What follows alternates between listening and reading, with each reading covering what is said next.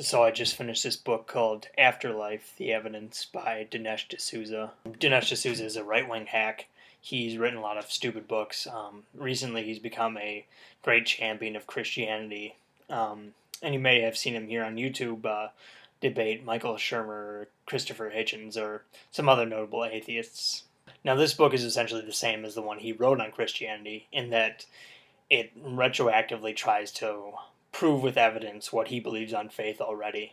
And in this case, in case you couldn't tell by the title, he tries to prove that heaven and hell are real places. And he does this with physics and all sorts of other things. Now, rather than addressing his specific arguments, I'll tell you the most plausible case for the afterlife that I've ever heard. There's an idea called the simulation argument developed by an Oxford philosopher named Nick Bostrom. If you just grant him two assumptions, his thesis becomes more plausible. The first assumption is that consciousness is at bottom information processing, and that your brain is essentially a computer. That's not terribly controversial within the scientific community. People don't think there's anything magical or immaterial about the wet stuff inside our heads. Now, this may initially seem to defeat the whole idea of an afterlife.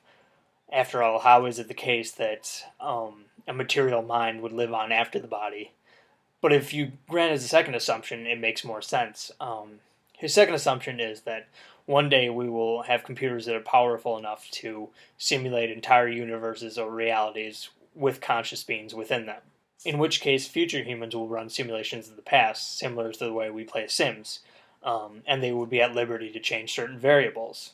Now, if you just make those two assumptions, almost by definition, simulated universes will outnumber real universes.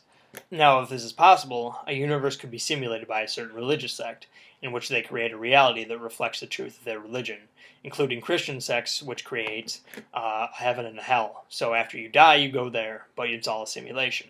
Now, that certainly sounds crazy and far-fetched, but it's a lot more plausible than anything Dinesh D'Souza offers in this book. So the moral of this story is, don't waste your time on this book, or any other ones by Dinesh D'Souza.